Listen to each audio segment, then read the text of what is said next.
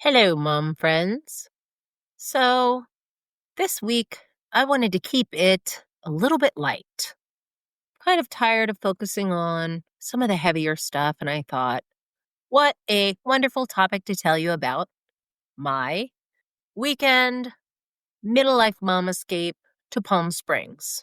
It's all about girls' weekends, vacation tips, getting a little wild, and getting relief. So, this weekend I took a mom vacay to celebrate my gal pal's birthday. And man, did we go bold. It's always a little bit of a wild ride with this friend, as we are double trouble. We are ebony and ivory. But isn't that beauty in itself, having a friend who you can live closely with, go on wild rides, and then go back to your regular lives? So being able to let loose once in a while and not feel that mom guilt, not feel like we should be doing something more productive is amazing. Not worrying about the state of things at home for once. Just getting out of there and enjoying life like we're young, wild, and free. If you want permission to just let loose, this episode is for you.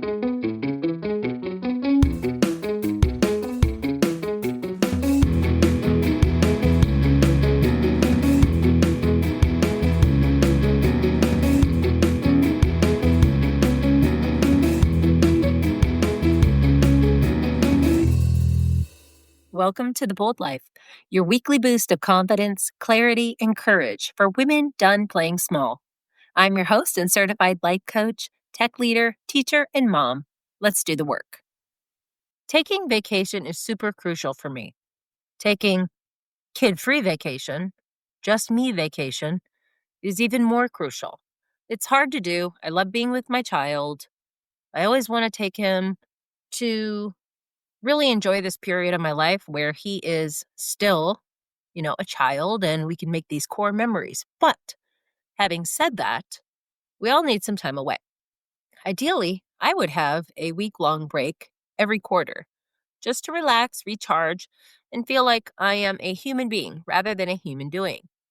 I wouldn't do it all the time, as a mom, solo trip, or a gal pal trip, but at least maybe once or twice a year. So last week, I did just that. I took off a full week from work. Just happened that I got an extra Friday as a recharge day. Then I used Memorial Day as a bonus. So that meant 6 work days off plus 4 weekend days off, 10 days off. This feels like a lifetime. So my goal was to recharge and generally have a staycation on this trip, to just get some work done around the house since I recently bought a home. I moved into it, and I do consider it a bit of a fixer-upper. So I just feel like there are little things that I need to do everywhere, and I haven't been able to get to them. So I was hoping to be kind of productive and, I don't know, the main character in my own life. But unfortunately, I found that taking time off wasn't as an immediate break as I thought it was going to be. It just wasn't in the cards. So instead of just turning off the work lights and immediately digging into relaxation like I wanted, I found myself in a bit of a pile of mush, that pile of mush being me.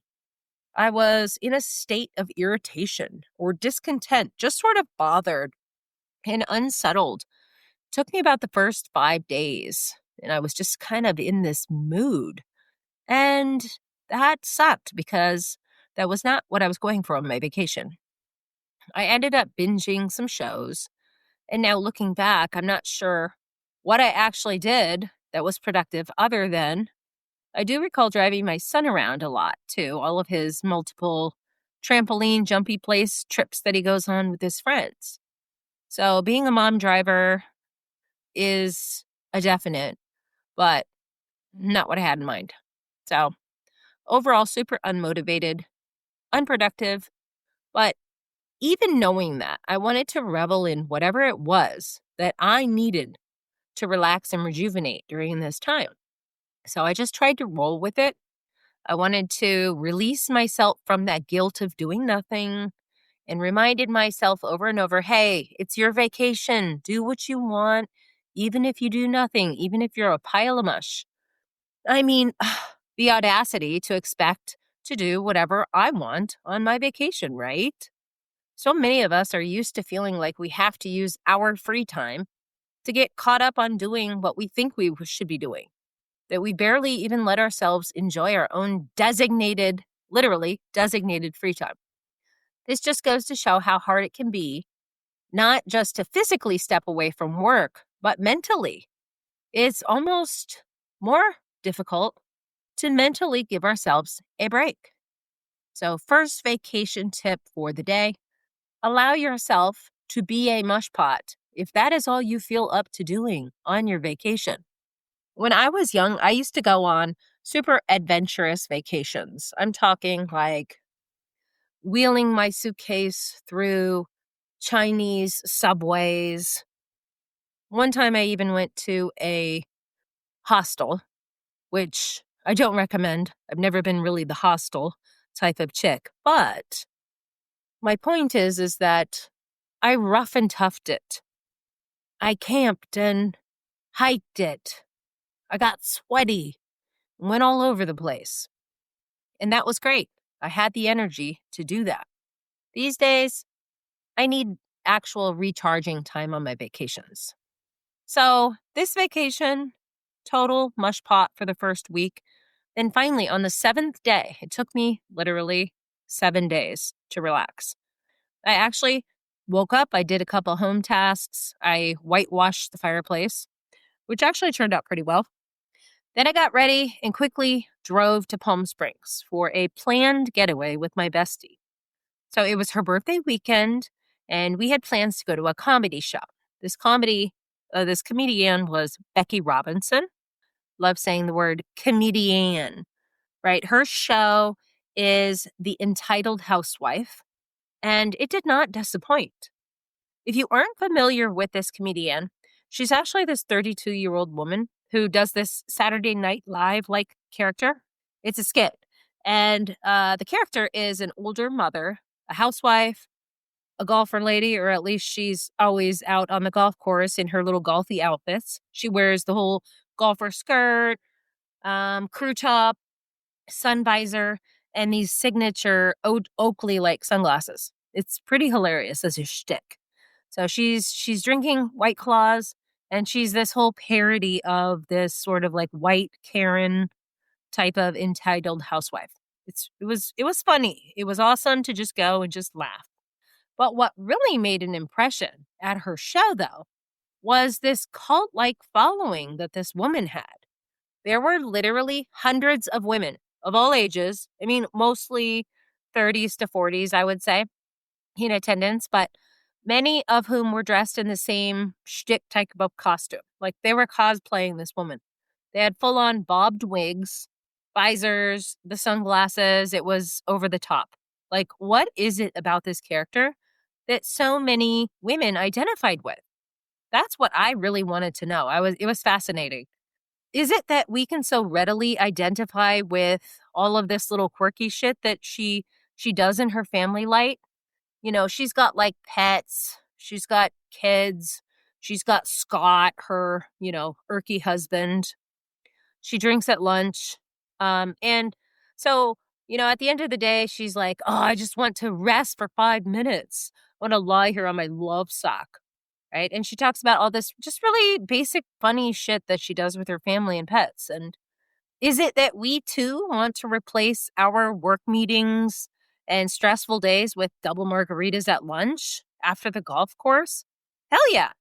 Is it that she's so unapologetically opinionated and kind of dippy and basks in the glow of like this silly life that she lives?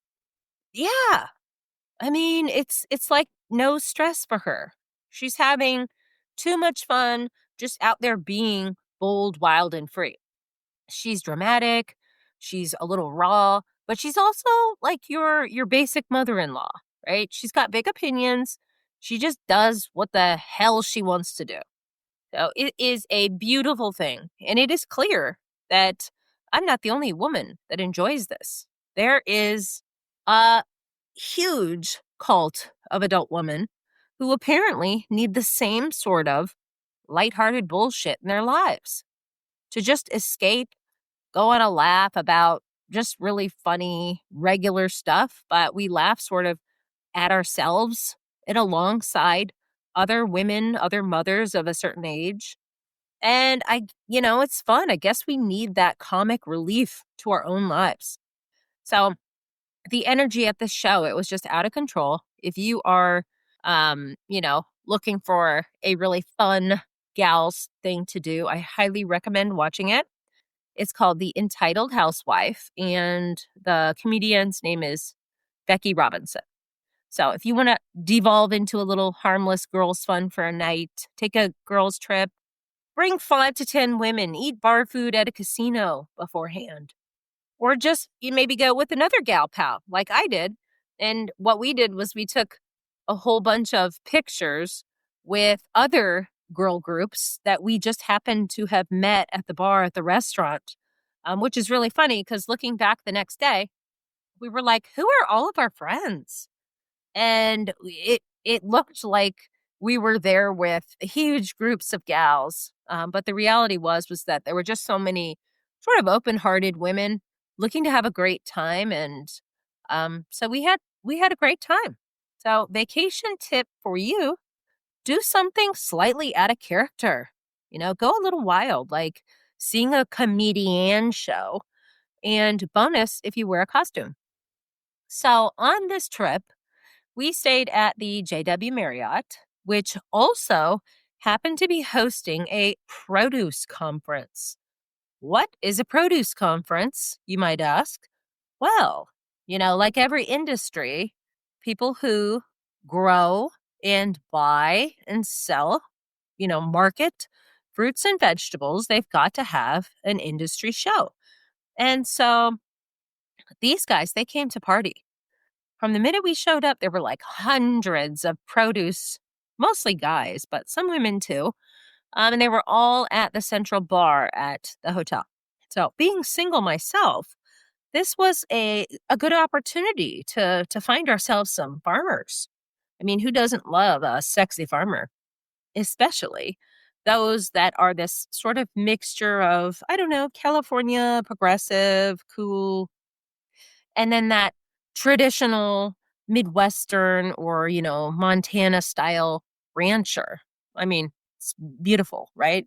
For all of you Yellowstone fans, or the other show that I've been watching recently is called Ransom Canyon. Love that show. Just buzz through the whole season. But did you ever notice that it seems to be so easy to meet potential love interests on vacation? Like for me, I'm suddenly magnetic and surrounded by all these wonderful possibilities of nice and charming males on vacation. But at home, it's like zero. I'm nothing. I got nothing. I see nothing. I find nothing. I talk to nothing. But of course, I'm not meeting men sitting on my sofa at home. That's clear. But I have tried to figure out, what is it exactly about being in that vacation energy that sort of makes the romantic magic happen? I spent some time thinking about this. And first, I think it's just being open and relaxed, right? When you're there to have fun, you're carefree, you're on vacation, you're not home, so you aren't really expecting anything serious to happen. You're just relaxing and you're having fun. And the part of it is an energetic shift in itself. Many men and women are going out at home specifically to find someone to date, to find someone to fall in love with. But when you leave that forever type of energy behind and you just take the night where it goes, you're just like, let's go on a journey. Let's go have fun tonight. The energetic options just open up. The universe knows. You don't care as much. You're not planning on seeing, Bill and Ted from the bar again. So you're lighthearted, you're opened up, you're relaxed, and it's just fun. So you meet all of these produce guys and, compare vacation notes and just chat them up about sumo oranges. Done. Not trying to date you again, not trying to see you later, but you do never know where it might lead. I, on the other hand, did not end up finding the love of my life. In fact, none of those guys was the sumo orange farmer. And if you know anything about sumo oranges, they are rare. They are hard to make. They only come up in I think it's like winter to springtime every year. So I wait for them every year. But I did not find one sumo farmer. And if I had, who knows, it might have been a soul match. But I did have a very good time, just a social time with the produce bunch. And that brings me to my next vacation tip. Go out and just be social, be lighthearted, especially if you spend a lot of time at home like I usually do. Even us introverts have to get out. Next vacation tip. Never mind the know-it-alls at the blackjack table. Just enjoy playing your way. I've never really been a blackjack player or a gambler. I do enjoy slots, but I mean, it's not hard, right?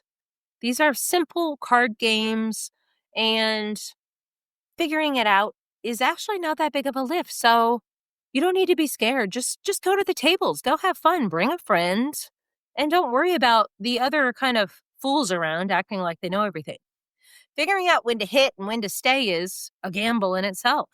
But what I did notice was that plenty of players, they always have something to say about me hitting on 16, right? Like it's this thing. You have to be a boring player and you have to play it safe. And I don't want to. I don't subscribe to that. There are always at least two people trying to make sure that you play the game right and that you play it in such a way that's going to protect their interests. And that right way is usually very formulaic and boring and not for me. So I made it my mission to take the bold approach and let everybody know that I was out to play my way. I'm an active player. When the opportunity presents itself, I'm not sitting on a 16 when there are so many card opportunities to get me between there and 21. No way. So forget it. Leave me alone. I just continued to beat this drum all night, hitting on every 16. It was my mantra. No one could stop me. I always hit on a 16 was what I let them know. And despite not winning all of the time, I did win some and I made my point. And that is that you have to do what feels right for you. What's going to make it fun for you? Who cares? If I'm sitting at a table playing blackjack, I'm not there to play by some dumbass formula. I'm there to have some fun. So vacation tip, just have some fun doing something that makes you feel good. Don't worry about being perfect and do it your own way. Now you're probably thinking, gosh, does this lady just go out and party at the tables in the bar? Like that is not very relaxing. After a couple days, no. Drinking cocktails, socializing can definitely be exhausting for me. I do tend to slant more introverted. And like Vegas, you can only go about 2 to 3 days in Palm Springs before it's definitely time to go back home to the cocoon. You don't want to get lost there, end up with some, 75-year-old boyfriend and never leave that villa again. It could be pretty easy. So my gal pal and I, we had a very relaxing spa day. And I'm not a fan of resort spas because pricing of treatments can easily be 3 times what it costs to get a simple massage at home. I mean, I don't know. I have been a long time Massage Envy member, and I'll forget to go, so I'll end up accruing like 8 sessions. And then, when you go and spend those, it's like you're spending money on a credit card. It doesn't feel like you're spending anything. You're like, oh, this is free, right? Well, so when I do think that the spa is worth it is when you want to enjoy the other amenities that they have there, especially with a friend or a family member. So like if you want to go to the sauna, the hot tub, private pool, steam room, check, and check. They had all of that stuff and it was great. So super wonderful, relaxing, recharging experience. And heading to the spa for a few days after a big night out, if you've had a few cocktails, you're dehydrated, you're tired, your sleep wasn't that great, it can be the difference between feeling kind of like a lazy ass on your holiday, doing nothing in your room, and being totally busy and productive, even though your productivity is only your day at the spa. In both scenarios, you're doing nothing, but because you specifically went out to the spa to do so, to recharge, to feel, great, spending some time with the loved one, it feels absolutely great. So, vacation pro tip, do schedule some downtime to truly relax. Now, we were having so much fun that when Saturday rolled around, we were supposed to go home. We were like, oh, home? No way. We are just getting into this trip. So we actually made arrangements for our kids and pets to take one more day to ourselves. Let dad watch the kids and take care of the pets. What's one more day with auntie and grandma? Well, mommy spends time at the spa, hotel, and casino with her friend. Since we rarely get time to spend with friends, especially lifelong friends like this one is, it's a bummer to have planned too short of a time together. So when you're finally getting around to scheduling these trips to spend time with people that you love, to get that mommy break, to get that time away, don't shortchange yourself on time. You can always delegate your home responsibilities, especially if you only treat yourself to a break like this a couple times a year. Like, we need this as women. We need this as career women, and balancing work and family and time with yourself is a must. Finally, we come to Sunday night. I'm home. Where did my vacation go? You mean I have to go back to work tomorrow? I'm definitely not ready. But, it's not the work I don't want to go back to, but it's the me that I don't want to leave. Womp womp. I hope you enjoyed going on vacation with me on our gals trip, remembering that you deserve some time to yourself to rest, recharge, get a break, to escape. What is so bad about escaping anyway? If you want some help figuring out how to get your shine back, how to find yourself within all of this daily work, the life admin, the family responsibilities that make your life work on a day-to-day basis, let's put together a strategy. Let's find more meaning. Let's find more time away. Let's find more time for you to feel like you in your own life. Find me at www.theboldlife.coach. For more of The Bold Life, follow me for weekly podcasts. Have a great one.